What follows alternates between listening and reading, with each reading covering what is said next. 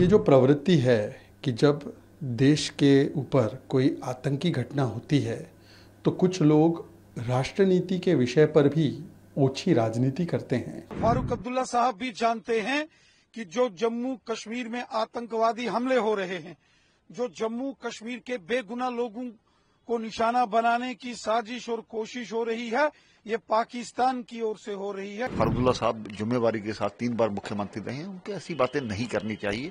ये जो प्रवृत्ति है कि जब देश के ऊपर कोई आतंकी घटना होती है तो कुछ लोग राष्ट्रनीति के विषय पर भी ओछी राजनीति करते हैं। परिवार फर्स्ट, वोट बैंक फर्स्ट और फैमिली फर्स्ट को रखने की राजनीति करते हैं, ना कि नेशन फर्स्ट को। इससे बचना चाहिए। क्या इस प्रकार के बयान इसलिए दिए जाते हैं ताकि जो आतंक के आका है उनको क्लीन चिट मिले, उन्हें संरक्षण मिले?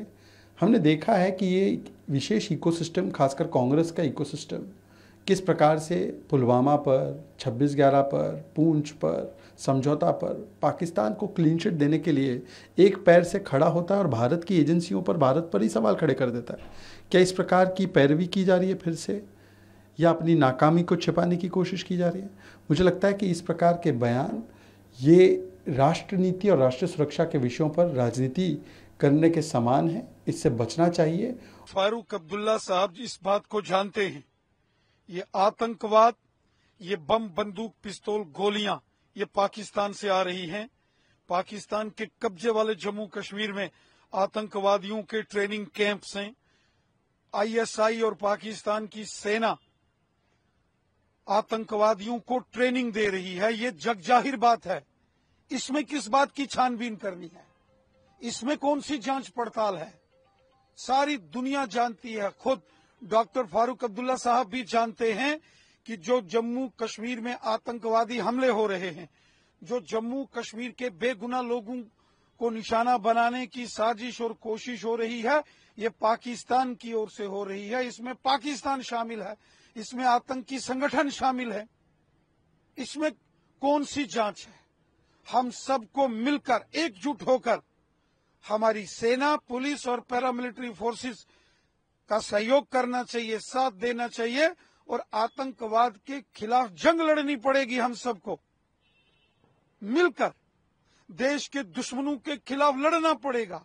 जो अमन के दुश्मन हैं, जो कश्मीरियों के दुश्मन हैं, जो इंसानियत के दुश्मन हैं, उनके खिलाफ हम सबको मिलकर एकजुट होकर जंग लड़नी पड़ेगी। और डॉक्टर फारूक अब्दुल्ला साहब को सीधा सीधा कहना पड़ेगा कि इसमें पाकिस्तान शामिल है और पाकिस्तान को कटघरे में खड़ा करना पड़ेगा। एक जिम्मेवार व्यक्ति को इस प्रकार का बयानबाजी नहीं करनी चाहिए।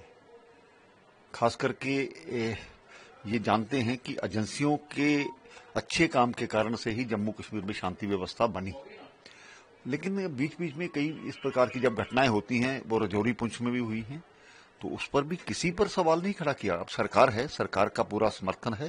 किसी ने ये नहीं कहा कि इस उमर अब्दुल्ला की सरकार को डिस्टेबलाइज किया जा रहा है। पाकिस्तान प्रस्त लोग जो कायरतापूर्ण हरकतें करते हैं, और कोई भी व्यक्ति जहां बाहर कभी बाहरी या अंदरूनी उस प्रकार की कोशिश की जाती है, बाहरी मजदूरों पर अटैक किए गए, लेकिन इस चीज को संभालना सभी का फर्ज है। और फारूक अब्दुल्ला साहब जिम्मेवारी के साथ 3 बार मुख्यमंत्री रहे हैं, उनको ऐसी बातें नहीं करनी चाहिए। सुरक्षा बलों के कारण से ही जीरो टॉलरेंस की नीति लेकर के जो काम कर रहे हैं, अपनी शहादत देकर के कामयाब कर रहे हैं, क्या वो इस प्रकार की व्यवस्था को खड़ा करेंगे? बिल्कुल गलत है, गलत बयानबाजी है।